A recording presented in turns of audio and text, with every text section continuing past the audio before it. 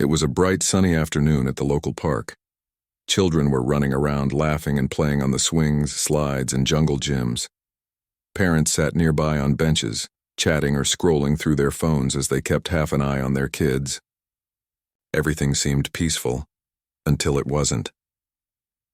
Mia, an adorable 8-year-old girl with big brown eyes and neatly braided hair, was happily swinging high into the air. Her giggles echoed through the playground as she kicked her legs back and forth, trying to go higher than ever before.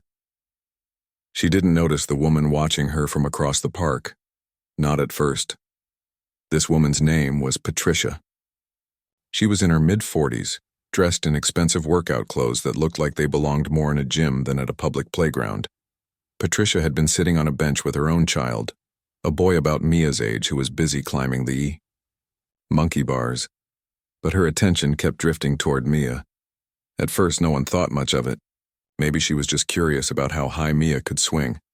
But soon, curiosity turned into something darker. Patricia's face hardened as she stared at Mia. Her lips pressed into a thin line, and her hands gripped the edge of the bench tightly. Then, without warning, she stood up and marched over to where Mia was still swinging. Some parents glanced up, surprised by the sudden movement, but most went back to whatever they were doing. They didn't realize yet that this moment would change everything. "Hey!" Patricia shouted loudly enough for everyone nearby to hear. "What do you think you're doing here?" Mia stopped swinging abruptly, startled by the angry voice. She looked down at Patricia, confusion written all over her face. I'm just playing," she stammered softly, unsure why this stranger was yelling at her. "This isn't your playground," Patricia snapped, pointing accusingly at Mia. "Go somewhere else. This is for respectable families, not your kind." The words hit like a punch to the gut. Mia froze, her heart pounding in her chest.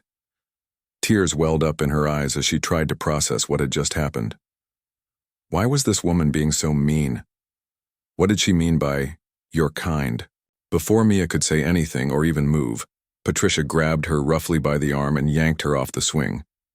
Mia stumbled backward, her feet catching on the gravel beneath the swings. She fell hard onto the ground, scraping her knees painfully. A sharp cry escaped her lips as tears streamed down her cheeks.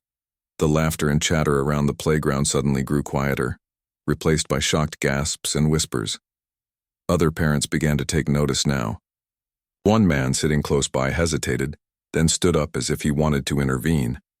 But when Patricia turned her glare on him, he quickly sat back down, looking away. No one else stepped forward either. It was as though everyone was frozen, too afraid, or unsure of what to do. But then, something shifted. From across the park, a tall figure approached with determined strides. It was Mia's mother, Dr. Angela Carter. Angela had been sitting under a tree a short distance away, reading a book while keeping an occasional eye on her daughter. When she heard Mia's cry, she immediately closed her book and hurried over. Angela was a striking woman in her early 30s, with graceful features and an air of quiet confidence. She worked as a neurosurgeon at the city's top hospital, a career that demanded precision, patience, and strength. Today, however, she wasn't wearing scrubs.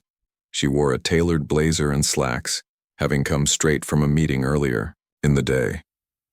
As she walked briskly toward the commotion, her heels clicked sharply against the pavement, drawing everyone's attention.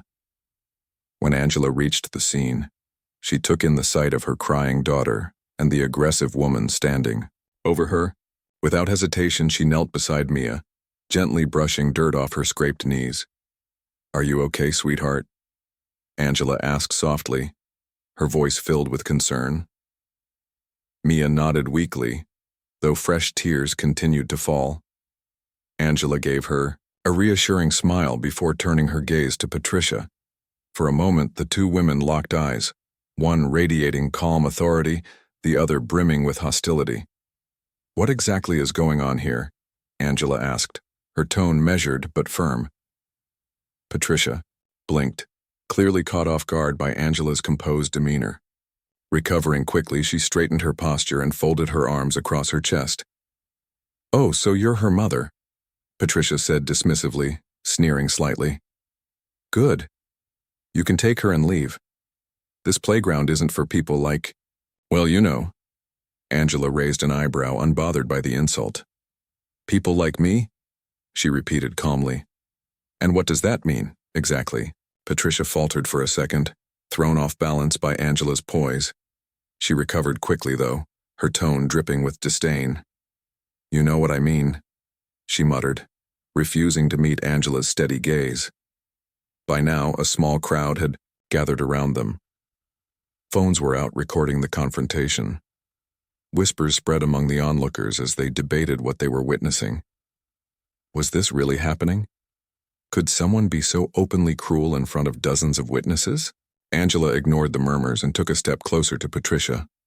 Her presence commanded respect, and the tension in the air became almost unbearable. Let me make something very clear, Angela said, her voice carrying just enough weight to silence the crowd. My daughter has every right to be here. And if you ever touch her, or any child, again, there will be consequences far beyond anything you can imagine. Her words hung in the air, sharp and unyielding. Patricia opened her mouth to retort, but stopped abruptly as realization dawned on her face. Someone in the crowd gasped audibly, pointing at Angela. Wait a minute, a voice called out. Aren't you Dr. Carter? The doctor who saved Senator Thompson's life last month? Patricia's jaw dropped as she finally recognized the woman standing before her. Yes, it was that Dr. Carter, the celebrated neurosurgeon whose groundbreaking surgery had made headlines nationwide. In an instant, Patricia's bravado crumbled. The tables had turned, and she knew it. As the crowd continued to murmur and record the scene, Angela remained focused on Mia. She helped her daughter stand up, brushing off the remaining dirt from her clothes. Then, with one final glance at Patricia, she led Mia away from the playground, leaving behind a stunned audience and a shaken bully. Little did anyone know, this incident was only the beginning of a story that would ripple far beyond the confines of the park. As Angela walked away with Mia, the whispers in the crowd grew louder. People began piecing together what they had just witnessed: a little girl being bullied, and her mother stepping in with quiet authority. While some parents scolded Patricia, under their breath others marveled at Angela's composure. How could someone stay so calm in such a charged situation? Patricia stood frozen, her face pale and her hands trembling slightly. She hadn't expected this. In her mind, she was simply enforcing what she believed to be order at the playground. But now, reality hit her like a ton of bricks. Not only had she been filmed yelling at an innocent child, but she had also insulted one of the most respected figures in the community. Her reputation, everything she prided herself on, was crumbling right before her eyes. Angela didn't stop to gloat or demand an apology. Instead, she focused entirely on Mia. Kneeling down beside her daughter, she gently brushed away stray tears from Mia's cheeks. You're okay, sweetheart, Angela said softly, her voice filled with love and reassurance. I'm here. Let's clean you up. Mia sniffled, still shaken but comforted by her mother's presence. Why did she do that, Mommy? Mia asked, her voice barely above a whisper. Angela sighed, careful not to let her frustration show. Sometimes people act out of fear or misunderstanding, she explained patiently. It's not about you, it's about them. You are perfect exactly as you are. Though Mia nodded, Angela knew these words wouldn't erase the pain of the moment. Still, she vowed to turn this experience into something meaningful for her, daughter, and for everyone watching. Meanwhile, back at the playground, the crowd continued buzzing. Phones were held high as videos of the incident circulated online almost instantly. Social media platforms lit up with outrage over Patricia's actions. Comments poured in from strangers across the country, many expressing disgust at her behavior. Hashtags like Justice for Mia and I Stand Against Hate quickly gained traction, drawing attention to the incident. Local news outlets weren't far behind. Reporters arrived within hours, eager to capture interviews with witnesses. Parents who had been present recounted the story in vivid detail, emphasizing Angela's grace under pressure and Patricia's blatant racism. Some even shared clips of Angela confronting Patricia, highlighting her powerful declaration. If you ever touch her, or any child again, there will be consequences. The viral nature of the incident put immense pressure on Patricia. By evening, her social media accounts were flooded with angry messages and threats. Anonymous users dug into her personal life, uncovering details about her job, her family, and her past. Patricia worked as a senior partner at a prestigious law firm, one known for its commitment to diversity and inclusion.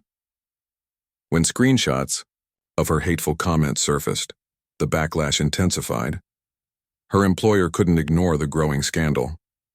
Within 24 hours, the law firm released a public statement condemning Patricia's actions and announcing her immediate suspension pending an investigation.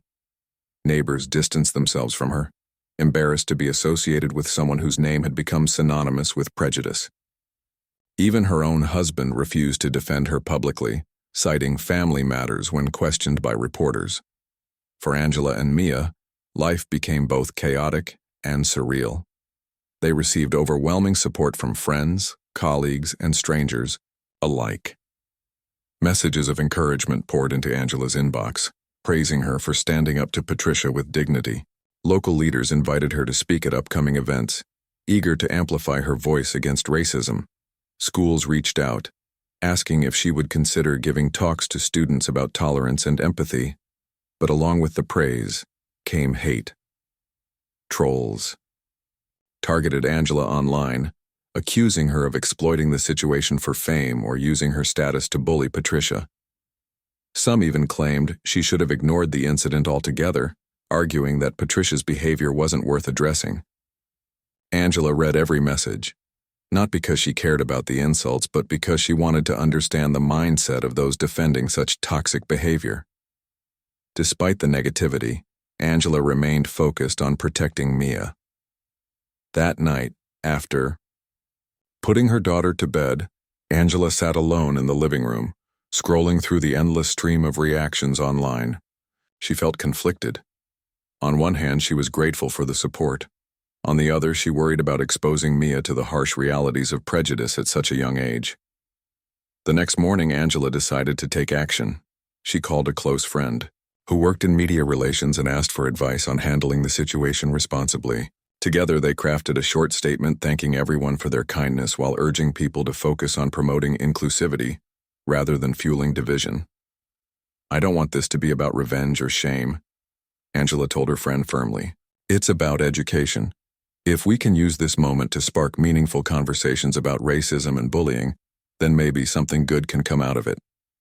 Her statement resonated deeply with the public. Many praised Angela for her maturity and wisdom, especially given the circumstances. Teachers and parents began organizing discussions in schools and communities, using Mia's story as a starting point for teaching children about respect and acceptance. At school, Mia noticed a shift too. Her classmates, once oblivious to issues of race and privilege, started paying closer attention. One boy shyly approached her during recess and handed her a folded piece of paper. Inside was a simple drawing of two stick figures holding hands, accompanied by the words, "Sorry this happened. You're awesome." Touched by the gesture, Mia smiled and hugged him tightly. Word spread quickly among the kids, and soon others followed suit, offering hugs, kind notes, and words of encouragement. For the first time since the playground incident, Mia felt hopeful again. Back home, Angela watched her daughter interact with newfound confidence and realized that despite the pain, something beautiful was emerging from the chaos. This wasn't just Mia's story anymore. It belonged to everyone who had witnessed it, shared it, or learned from it. Still, Angela knew the journey ahead wouldn't be easy. Racism wasn't something that could be eradicated overnight. It required patience, persistence, and a collective effort to challenge deep-rooted biases. But as she tucked Mia into bed that night, Angela felt a renewed sense of purpose. She kissed her daughter's forehead and whispered, "We'll keep fighting for a better world, okay?" Together. Mia nodded sleepily, her trust in her mother unwavering. And though neither of them knew what challenges lay ahead, they faced the future with courage and resilience, ready to inspire change wherever they went. Little did they know, The ripple effects of that fateful day at the playground were only beginning to unfold. The days following the playground incident felt surreal for Angela and Mia. Overnight, their lives had transformed from quiet, ordinary routines to a whirlwind of media attention, public debates, and emotional highs and lows. While some people praised Angela for her bravery, others criticized her actions, questioning whether she had gone too far in confronting Patricia. The backlash was relentless, but Angela refused to let negativity overshadow the message she wanted to spread. That kindness and understanding could overcome hatred and ignorance. Patricia, on the other hand, was drowning in shame and isolation. Suspended from her job and ostracized by her community, she retreated into solitude. Her once spotless reputation lay in ruins, and even her closest friends avoided her calls. Desperate to salvage what remained of her life, Patricia sought therapy, hoping to confront the deep-seated biases that had driven her behavior. Whether she truly changed remained uncertain, but one thing was clear. Her actions had consequences far beyond anything she could have imagined. For Angela, every day brought new opportunities to advocate for change. Invitations poured in from schools, community centers, and organizations asking her to speak about racism, bullying, and the importance of inclusivity. At first, Angela hesitated. She didn't want to exploit Mia's pain for personal gain or turn their experience into a spectacle. But after much thought and encouragement from trusted friends, she decided to accept a few invitations, seeing them as chances to inspire others.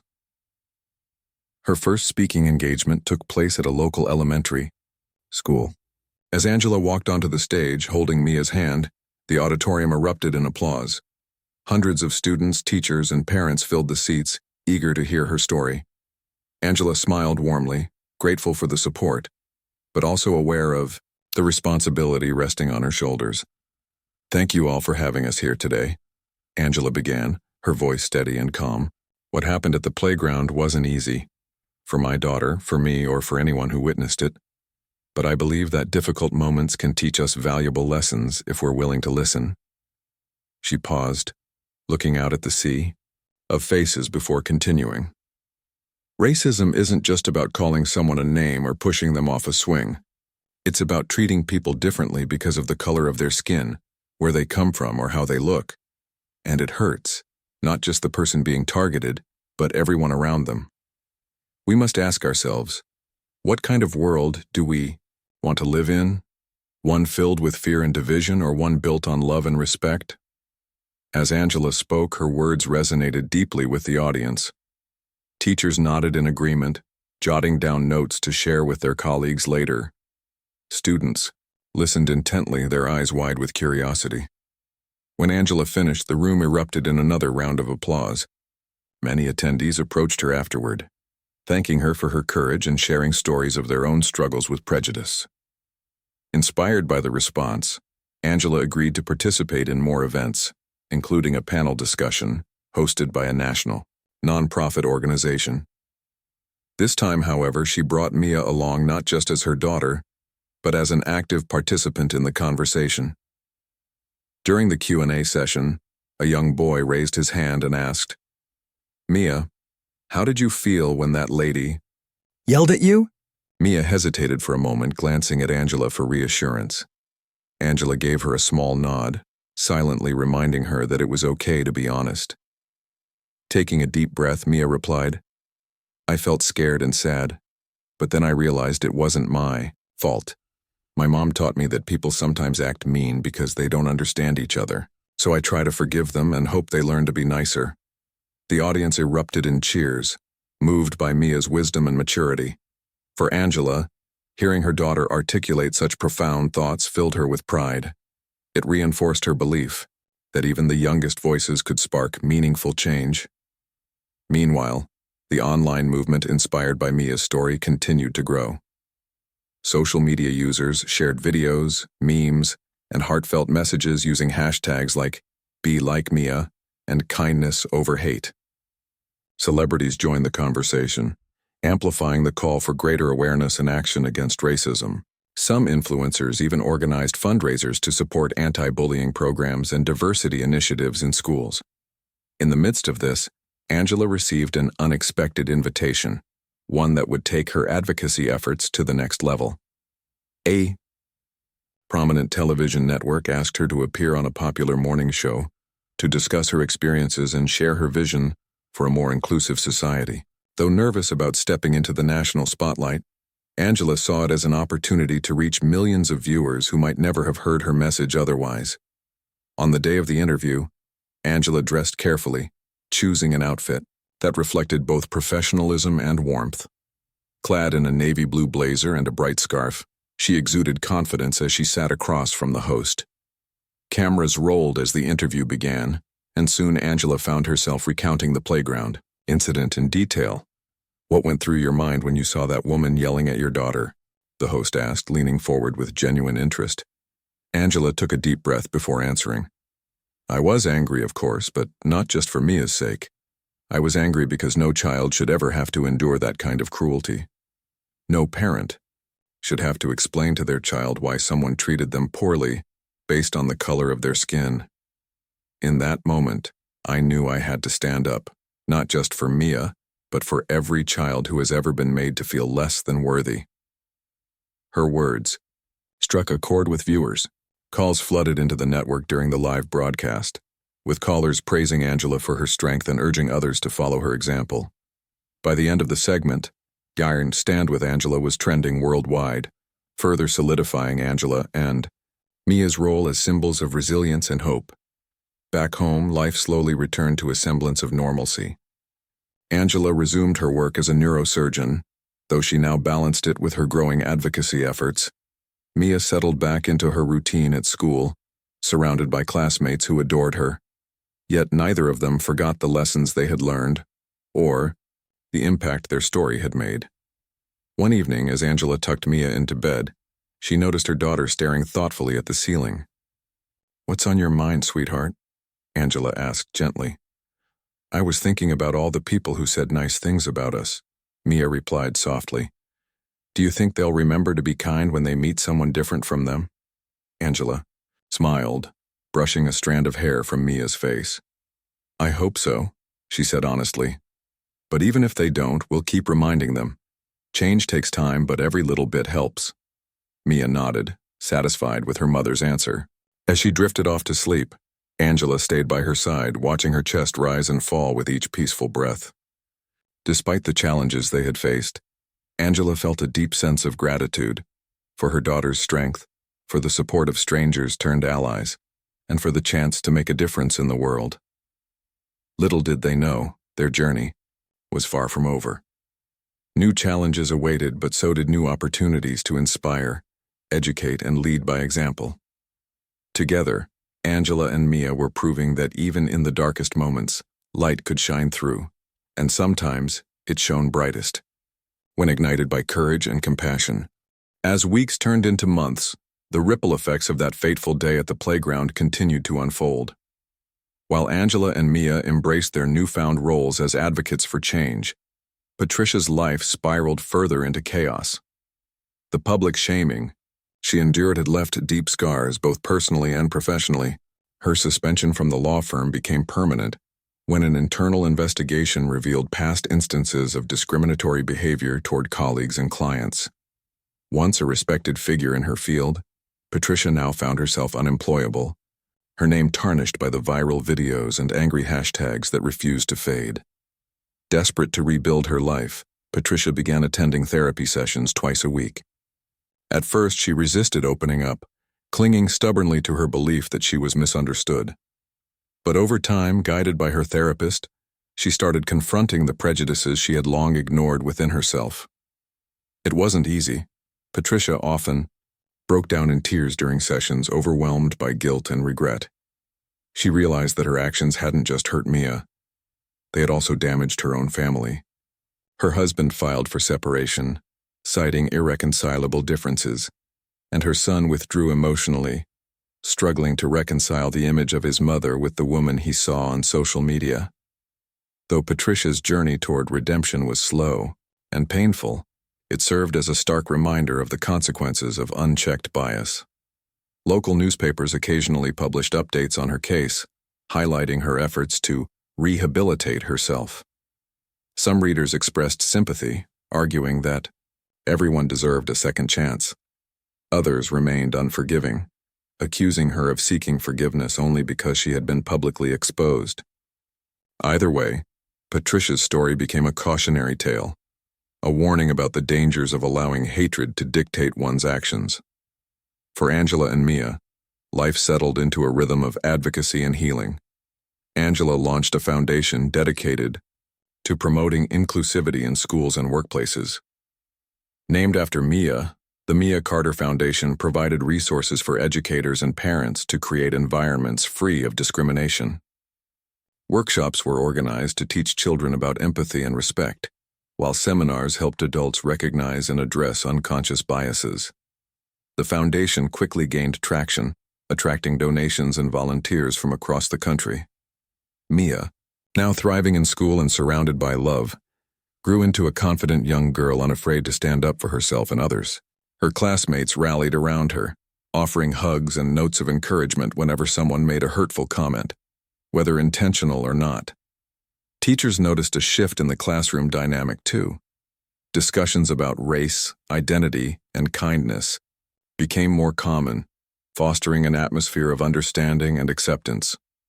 Despite these positive changes, Angela and Mia weren't immune to challenges. Online harassment persisted, with trolls targeting them through hateful messages and threats. Some accused Angela of exploiting the situation for fame, while others claimed she should have let the incident go unnoticed. For a brief period, Angela considered stepping back from her advocacy work, fearing the toll it might take on Mia. But then she remembered why she had started, to ensure no child ever felt the sting of racism again. With renewed determination, she pressed on, shielding Mia from negativity while continuing to fight for a better world. One afternoon, Angela received a letter that would profoundly impact her perspective. It arrived in a plain white envelope addressed simply to Dr. Angela Carter.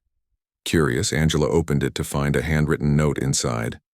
The letter began with an apology, signed by none other than Patricia. "Dear Dr. Carter," it read, "I know words cannot undo the harm I caused your daughter, or the pain I inflicted on countless others. But I want you to know that I am truly sorry. Therapy has helped me see how wrong I was, and I am working hard to become a better person. Please tell Mia that I hope she forgives me someday. Not because I deserve it, but because she deserves peace." Angela stared at the letter for a long time, her emotions swirling. Part of her wanted to dismiss it as insincere, another attempt by Patricia to salvage her reputation. But another part of her recognized the vulnerability in those words, the raw honesty of someone grappling with their flaws. After much deliberation, Angela decided to share the letter with Mia, leaving the decision to forgive entirely up to her. That evening, Angela sat beside Mia on the couch and handed her the letter. "This came for us today," she explained gently. "It's from Patricia. I think it's important for you to read it and decide how you feel about it." Mia took the letter hesitantly, scanning its contents with wide eyes.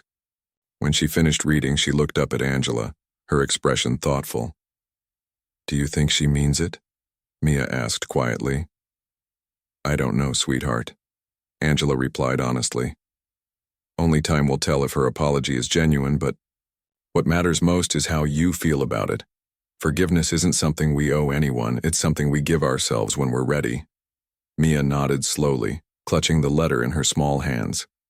She didn't say anything else that night, but Angela could see the wheels turning in her mind. Over the next few days, Mia seemed quieter than usual, lost in thought. Finally, one morning, she approached Angela with a decision. "I want to write back," Mia said firmly. "Not because I forgive her yet, but because maybe it will help her keep trying to be better." Touched by her daughter's maturity, Angela helped Mia draft a response. Together, they wrote a short but heartfelt message.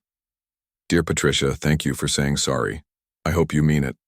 My mom says forgiving takes time, so I'm still thinking about it. But I believe people can change if they really try.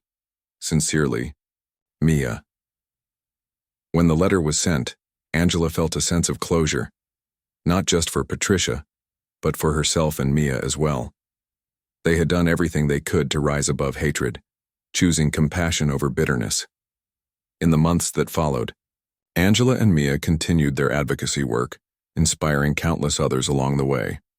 Angela gave keynote speeches at national conferences, sharing her vision for a more inclusive society. Mia joined her on stage occasionally, speaking candidly about her experiences and encouraging kids to stand up against bullying. Their bond grew stronger with each passing day, forged in the fires of adversity, but tempered by love and resilience. Meanwhile, Patricia quietly faded from the public eye. Though rumors of her progress occasionally surfaced, she remained largely out of sight, focusing on rebuilding her life away from judgmental gazes. Whether she succeeded in overcoming her biases remained uncertain, but her fall from grace served as a powerful reminder of the importance of empathy and accountability. By the end of the year, Angela and Mia's story had reached millions of people worldwide.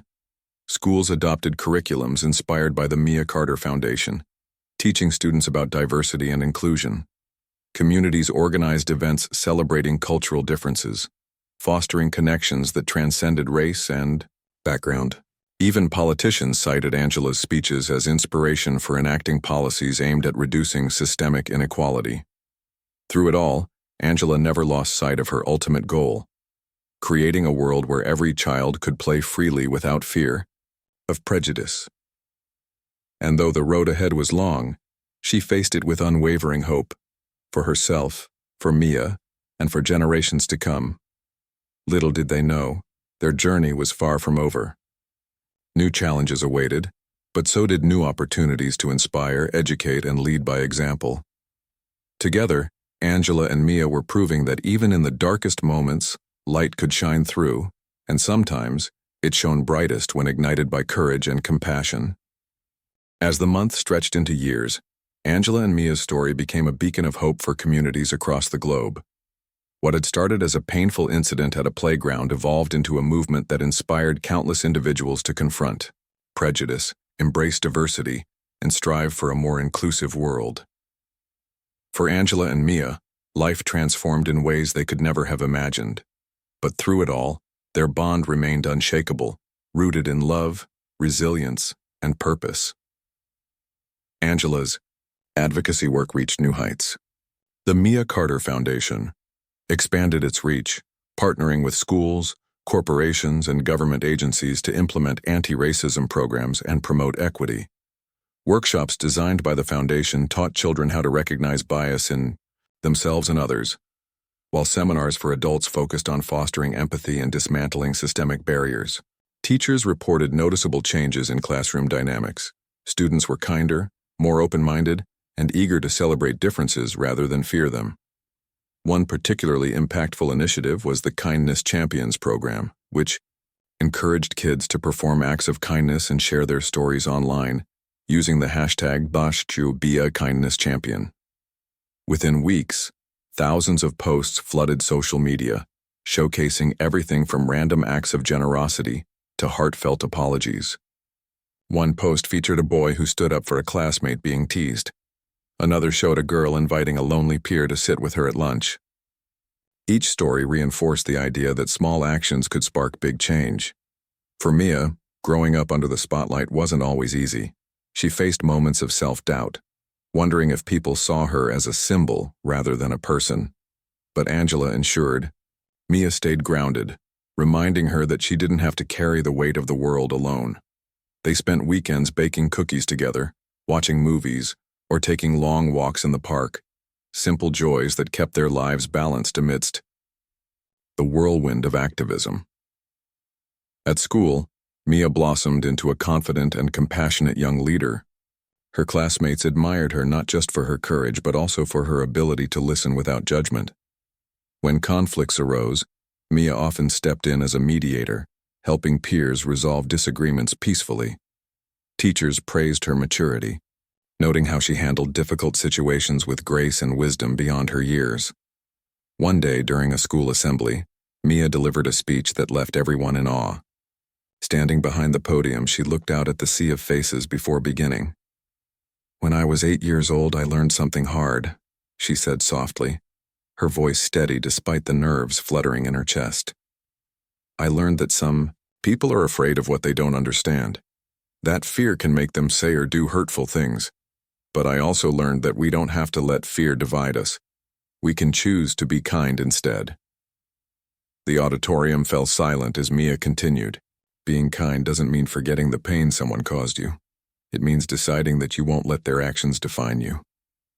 It means believing in the possibility of change, not just in others, but in yourself too. When she finished speaking, the room erupted in applause. Students rushed to hug her afterward, sharing stories of times they had felt excluded or misunderstood. Mia listened patiently, offering words of encouragement and reminding them that they weren't alone. Meanwhile, Angela achieved milestones she once thought impossible. She published a memoir titled Through the Storm, A Mother's Journey Toward Justice, detailing her experiences navigating racism, advocacy, and motherhood. The book became an instant bestseller, praised for its honesty and insight.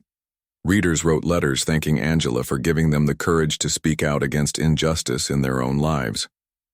In addition to writing, Angela traveled extensively, delivering keynote speeches at conferences around the world. Her talks emphasized the importance of collective action in creating lasting change. No single person can dismantle racism overnight, she often said, but together, we can build bridges where walls once stood. Every act of kindness matters. Every voice counts. Despite her success, Angela remained humble, crediting Mia for inspiring her work. She's the true hero of this story, Angela would say whenever reporters asked about her achievements. Without her strength and resilience, none of this would have been possible. Back home, Angela and Mia cherished quiet moments together, finding solace in each other's presence. On weekends, they volunteered at local shelters, serving meals to families in need. During holidays, they hosted gatherings for friends and neighbors, turning their home into a warm, welcoming space filled with laughter and love. Years later, when Mia graduated high school as valedictorian, Angela watched proudly from the audience as her daughter delivered yet another powerful speech. Today I stand here not just as a graduate, but as proof that even in our darkest moments we can find light, Mia said, her voice ringing clear across the crowded auditorium. To my mom, thank you for teaching me that kindness is stronger than hate. To everyone here, remember this. You have the power to shape the future. Use it wisely. As tears streamed down Angela's face, she realized that their journey had come full circle. What began as a traumatic event at a playground had transformed into a legacy of hope and healing, one that would continue to inspire generations to come. Though challenges still existed in the world, Angela and Mia refused to lose faith. They knew racism wouldn't disappear overnight, but they believed in the power of education, empathy, and perseverance. Together, they proved that even in the face of hatred, courage and compassion could prevail. In the end, their story wasn't just about overcoming adversity. It was about choosing love over fear, understanding over ignorance, and unity over division. Angela and Mia showed the world that while darkness may cast shadows, light always finds a way to break through, and sometimes it shines brightest when ignited by the smallest sparks of courage and compassion. Little did they know their journey was far from over. New challenges awaited, but so did new opportunities to inspire, educate, and lead by example. Together, Angela and Mia were proving that even in the darkest moments, light could shine through, and sometimes it shone brightest when ignited by courage and compassion.